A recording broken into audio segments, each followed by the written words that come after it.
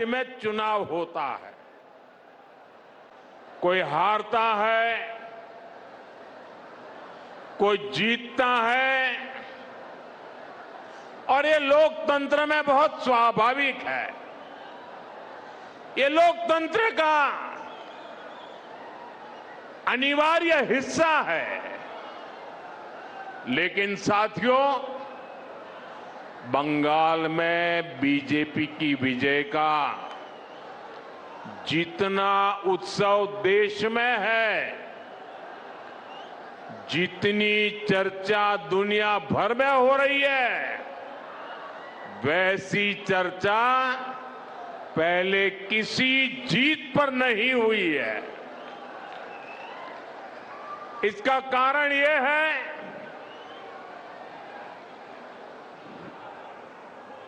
कि बंगाल में सिर्फ राजनीतिक दलों की हार जीत नहीं हुई है, वहां एक ऐसी राजनीति को लोगों ने पराजित किया है जिसने एक तरह से बंगाल की जनता को गुलामी की बेड़ियों में जकड़े रखा था। साथियों, इस देश में कांग्रेस ने करप्शन को बढ़ाया, परिवारवाद को बढ़ाया और संवैधानिक संस्थाओं का गला घोंटने का काम किया। जब टीएमसी बनी तो उसने कांग्रेस से ये सारी बुराइयां सीख ली, साथ ही लेफ्ट की भी जितनी बुरी आदतें थी वो भी टीएमसी ने अपना ली, और फिर टीएमसी ने भारत की राजनीति का सबसे तिरस्कृत और खतरनाक मॉडल डेवलप किया। टीएमसी ने अपने इस तानाशाही मॉडल में बंगाल को बेड़ियों से जकड़ दिया था। अभी बंगाल की जनता ने राजनीति के ऐसे भयावह तानाशाही मॉडल को पराजित किया है, और इसलिए पूरे देश में उत्सव है। ऐसा लग रहा है जैसे बंगाल के लोग बरसों के बाद अब खुले में सांस ले रहे हैं। साथियों, एक समय था जब दक्षिण से लेकर पूर्वोत्तर तक बीजेपी को हाशिए की पार्टी माना जाता था, लेकिन आज भारत का जनमानस बता रहा है, विचार अगर राष्ट्र के लिए हो तो उसकी हुंकार को कोई सीमा रोक नहीं पाती।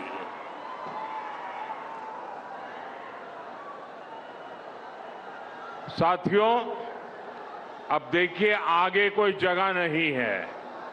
आप तय कीजिए कि आप वहां खड़े रह करके शांति से सुन सकेंगे कि नहीं सुन सकेंगे। आप आगे आने की कोशिश मत कीजिए। आप वहां पर रुकिए कृपा करके, और ये जो चित्र वाले हैं उनसे मेरी हाथ जोड़ के प्रार्थना है, या तो आप अपना चित्र नीचे रख दीजिए, बाद में मुझे डाक से भेज दीजिए, या तो किसी के हाथों हाथ आगे कर दीजिए। इसको पकड़ के मत खड़े रहिए। जरा कोई पार्टी के वॉलंटियर वहां है तो मेरी बात का कुछ करवाइए भाई।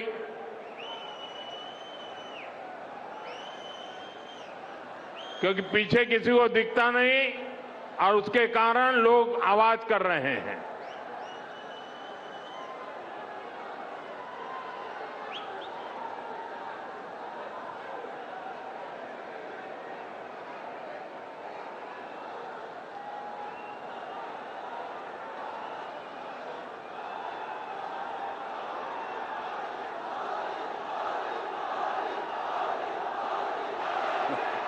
అందరినీ కోరుతా ఉన్నాను, ఎవరు కూడా దయచేసి మన ప్రధానమంత్రి గారు మాట్లాడిన సమయంలో ఆ జెండాలు ఊపకండి, అన్ని కింద తీసుకోండి, చిత్తపటాలు కూడా కింది కనండి దయచేసి, లేకుంటే బాగుండదు. అందరూ కూడా కింది కనండి ప్లీజ్, ఎవరు కూడా మాట్లాడకండి. అందరూ చిత్రపటాలు కింది కనండి, ఎవరు కూడా ఫాస్ట్లో అదే పోస్టర్స్ కింది పెట్టండి, ఆ పోస్టర్స్ కింది పెట్టండి. అక్కడ ఎవరు ఉన్నారో అక్కడ పోస్టర్స్ కింది పెట్టండి. పోస్టర్స్ ఎవరు తీసేయండి. అది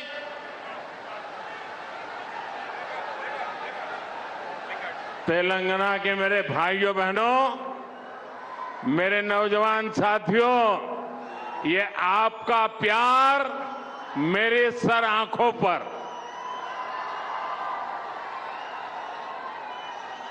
ये मेरा सौभाग्य है कि आप इतना प्यार बरसा रहे हैं। लेकिन अगर आप थोड़ी शांति रखेंगे तो मैं अपनी बात बता पाऊंगा। जगह छोटी पड़ गई है, आपको तकलीफ होती होगी। बोले भारत माता की, भारत माता की। साथियों, हिंदुस्तान के हर कोने में, असम से उड़ीसा और बंगाल से पुडुचेरी तक, ये सिर्फ चुनावी विस्तार नहीं है, ये भारत के राजनीतिक मानस में आए उस परिवर्तन का संकेत है, जहां जनता अब वंशवाद नहीं, परिवारवाद नहीं, विश्वासवाद चुन रही है। आप सोचिए, 10 साल पहले असम में बीजेपी के कुछ ही विधायक थे। आज वहां तीसरी बार बीजेपी एनडीए की सरकार बनी है। 10 वर्ष पहले बंगाल में बीजेपी के सिर्फ 3 एमएलए थे। आज बंगाल में बीजेपी 200 पार पहुंच चुकी है। जहां कभी बीजेपी का झंडा उठाने को कोई तैयार नहीं होता था, वहां आज बीजेपी की सरकारें बन रही है।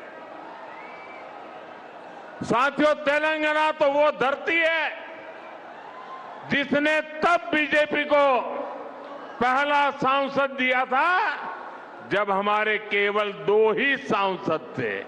2 में से एक तेलंगाना का था। जब बाकी देश में बीजेपी के प्रति उतना समर्थन नहीं था, तब भी बीजेपी को तेलंगाना का साथ मिलता था। आज तो यहां से करीब आधे सांसद बीजेपी के चुने हुए हैं। यहां हमारे अनेक विधायक हैं। मुझे तेलंगाना की जनता और यहां के बीजेपी कार्यकर्ताओं पर पूरा भरोसा है। अगली बार यहां भी प्रचंड बहुमत से, अगली बार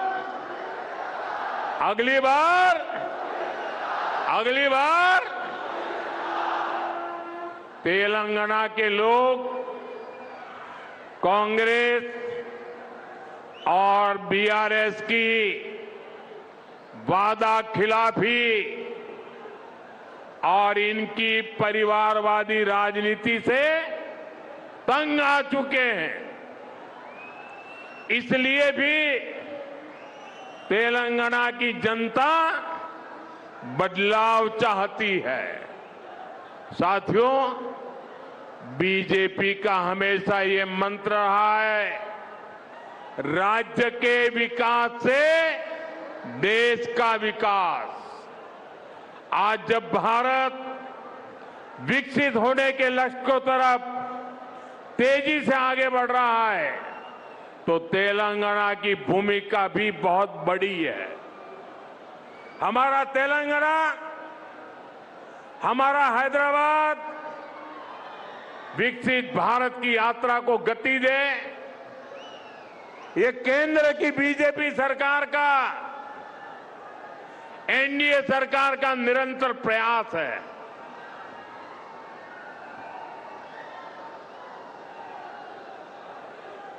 इसी मकसद के साथ थोड़ी देर पहले मुझे हजारों करोड़ रुपए के प्रोजेक्ट्स का शिलान्यास करने का अवसर मिला। साथियों, अभी देश भर में 14 इंडस्ट्रियल कॉरिडोर पर काम चल रहा है। उसमें से एक यहां तेलंगाना में बनने जा रहा है। जहीराबाद इंडस्ट्रियल एरिया में व्हीकल मैन्युफैक्चरिंग से लेकर फूड प्रोसेसिंग तक इंडस्ट्री का एक आधुनिक इकोसिस्टम बन रहा है। ये लाखों युवाओं को रोजगार देने का काम है। ये इंडस्ट्रियल एरिया यहां के किसानों, यहां के मिडिल क्लास के लिए एक नया वरदान बनकर आएगा। साथियों, एक और उदाहरण टेक्सटाइल पार्क का भी है। पूरे देश के लिए 7 पीएम मित्र टेक्सटाइल पार्क स्वीकृत हुए। उनमें से भी एक यहां तेलंगाना में हमारे वारंगल में बन रहा है। ये तेलंगाना के कपड़ा उद्योग को नई बुलंदी देगा। यहां जो कॉटन फार्मर है, ये टेक्सटाइल पार्क उनके भाग्य को बदलने का काम करेगा। So, Prime Minister Narendra Modi there talking about the Parivartan or the change that has happened in the state of West Bengal. Remember, the Bharatiya Janata Party sweep the West Bengal elections. He says next, people want a badlav, a change in the state of Telangana as well. And you heard the Prime Minister raise the iconic slogan, Ab Ki Baar. Let's shift our focus now to Tamil Nadu.